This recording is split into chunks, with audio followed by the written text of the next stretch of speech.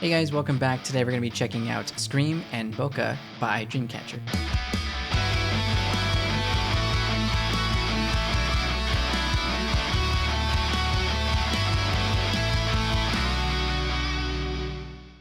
So for those of you just joining up with me on this little series for Dreamcatcher, I've already reacted to Odd Eye, so that's why we're doing this video with just these two songs. So if you want to check out Odd Eye, just check out my channel, or I might leave a link in the description below. But I didn't know it was part of a trilogy, so we're gonna kind of do this in a weird order, and I'm gonna check out these two other songs and kind of get the whole picture of what this is all about. I heard that the general theme of these songs is addressing, like some sort of like online toxicity and just the way they may get treated online, and just general stuff that celebrities have to deal with as far as like the negative aspects of being one, which tends to be somewhat of a reoccurring theme between other K-pop groups as well. I assume everybody gets some extent of it, and they can't help but express themselves and just try to communicate with their fans that this is what they deal with and it's part of their reality, and it's not all fun and games basically. Well, let's go ahead and dive into these, but before we do, feel free to check out my memberships so you get early access to these videos and also some of my anime reactions.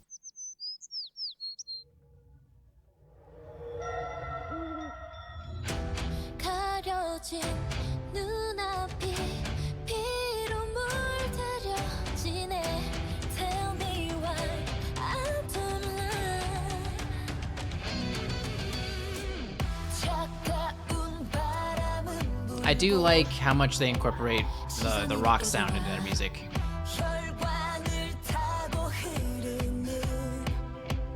It's generally pretty good guitar tone. Kind of leans towards like an overdrive sound.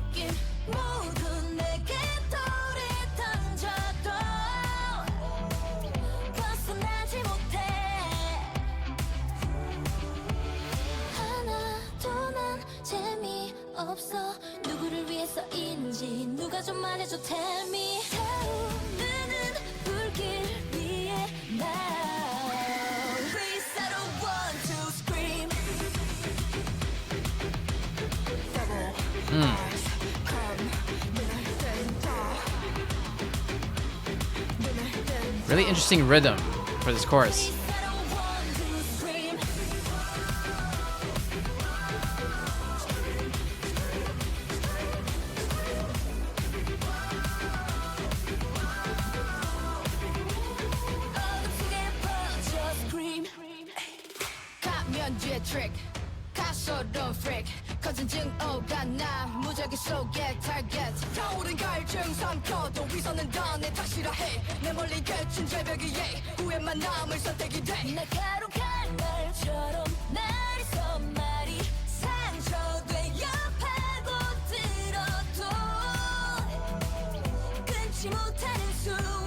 This must have to do with maybe online criticism.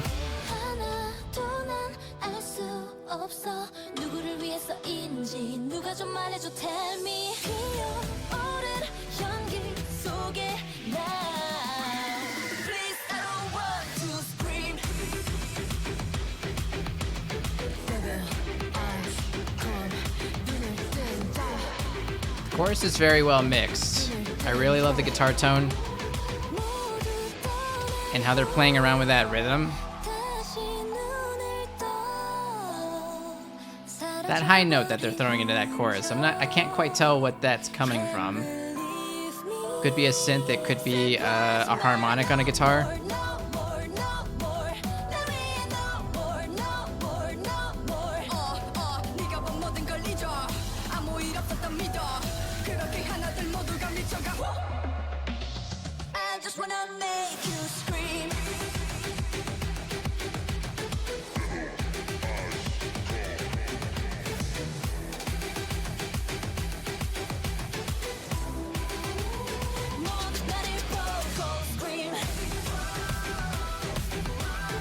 Yeah, I really like the energy of the song right now during this part here.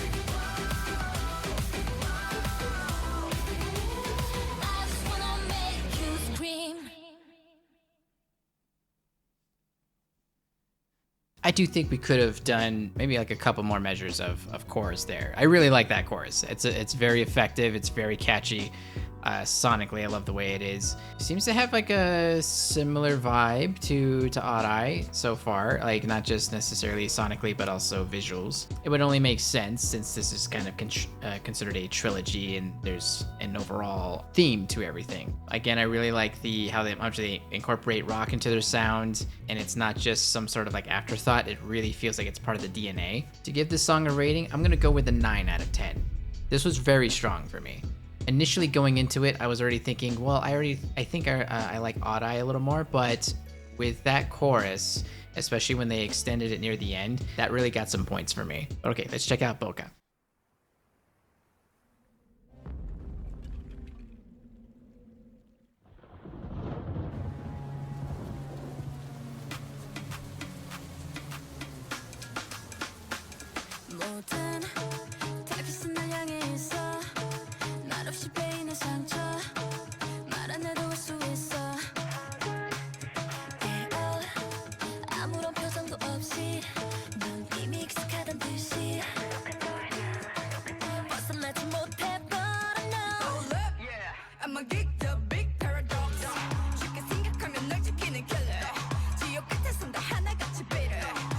Okay.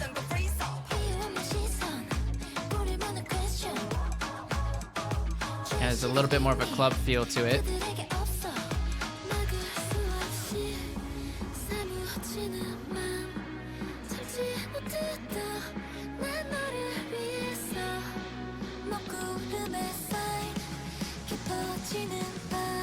Nice transition into this too.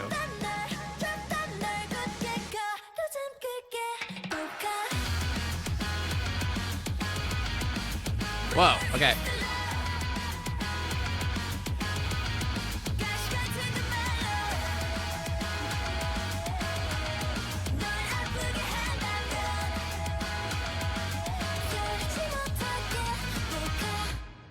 Interesting rhythm for guitar during that chorus.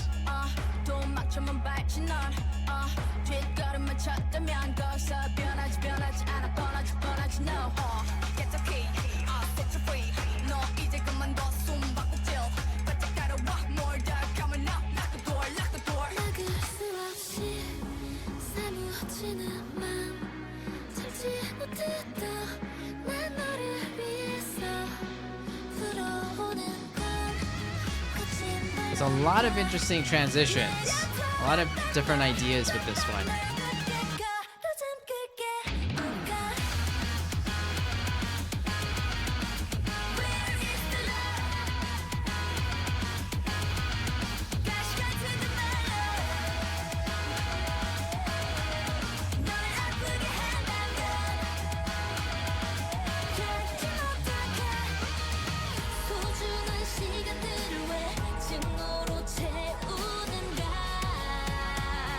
Okay, we're at a bridge here.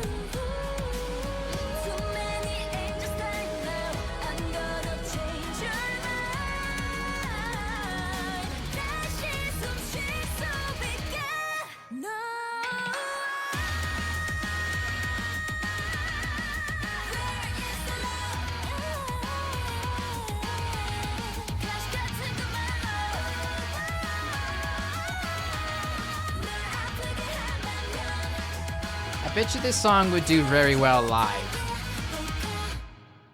So my initial thoughts with that is that while it could be my least favorite out of the three, it still makes up for it by having the most interesting transitions with everything.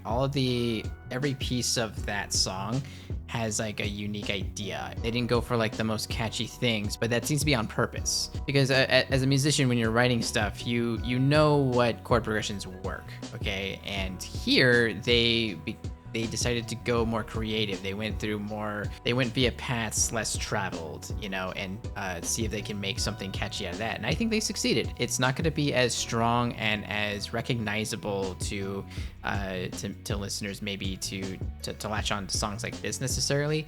You know, give or take. You know, I'm sure there's absolutely going to be exceptions to that rule. But for me personally, I would say either of the other songs like Scream or Odd Eye, I think do it a little bit more for me in terms of being a bit more catchy. But I don't think either of those songs have as interesting of transitions as this song does. And plus, this song also has that extra bridge in there. And I think in terms of being played live, I think this song has the most potential out of the three. So it's kind of an interesting balance of songs. Not one song necessarily being clearly superior to the other, but they all have their strengths, right? And they all have their place. And so like for the end of that chorus there on that song, I was thinking in my head, I wasn't expecting it to happen, and that's okay that it didn't happen. But I was thinking like when they were going through their choruses and like with the way that the guitar riff is going, that drum kit could have easily opened up with relying more on cymbals to drive the rhythm and just really open that sound out. So like not only do the singers get to really